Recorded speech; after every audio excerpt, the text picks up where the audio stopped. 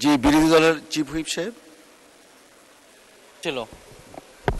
মানে স্পিকার, বিরতির ঠিক আগে সরকার দলীয় মাননীয় একজন সংসদ সদস্যের বক্তব্যকে ঘিরে যেই অনাকাঙ্ক্ষিত পরিবেশ এবং বিশৃঙ্খল পরিস্থিতি এখানে তৈরি হলো, যদিও আপনি তার বক্তব্যের সেই অংশটুকুকে এক্সপান্স করেছেন, এই জন্য আপনাকে ধন্যবাদ জানাই, কিন্তু এই বিষয়ে আমাদের বক্তব্য আছে। আপনার কাছে অনুরোধ যে আমাকে 2 মিনিট সুযোগ দেওয়ার জন্য।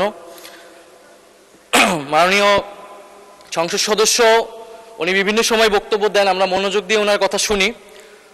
ওনার বক্তব্যে সূক্ষ্ম রসবোধ, ইতিহাস চেতনা সবকিছুই আমরা গভীরভাবে মাননীয় সদস্য, আপনি কি কথা বলতে চাচ্ছেন? জি মাননীয় স্পিকার।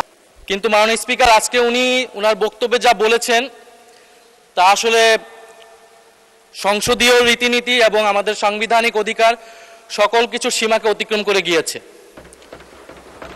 উনি ওনার বক্তব্যে প্রথমত সংসদের বিরোধী দলীয় উপনেতা ওনার স্ত্রীকে নিয়ে উনি কটাক্ষ করেছেন। মাননীয় স্পিকার, ওনার সাথে ওনার ব্যক্তিগত সম্পর্ক থাকতে পারে, ব্যক্তিগত ইতিহাস থাকতে পারে, কিন্তু সেটাকে সংসদে এনে যেভাবে কটাক্ষ করা হলো মাননীয় স্পিকার, এটা অমার্জনীয় অপরাধ বলে আমরা মনে করছি।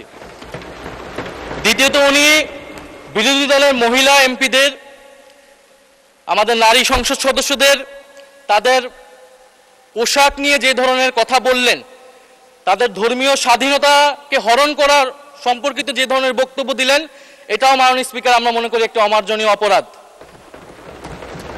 প্রত্যেকটা ব্যক্তির গণতান্ত্রিক রাষ্ট্রে তার ধর্মীয় স্বাধীনতা রয়েছে, পোশাকের স্বাধীনতা রয়েছে।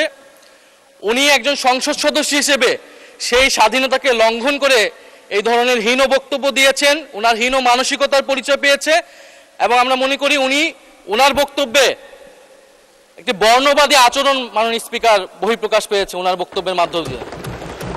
ফলে আমরা আশা করব ভবিষ্যতে এই ধরনের বক্তব্য আমরা কোনো সংসদ সদস্যের কাছ থেকে যাতে এই ধরনের বক্তব্য মহান এই জাতীয় সংসদে আর উচ্চারিত না হয়। মাননীয় স্পিকার, আপনাকে ধন্যবাদ।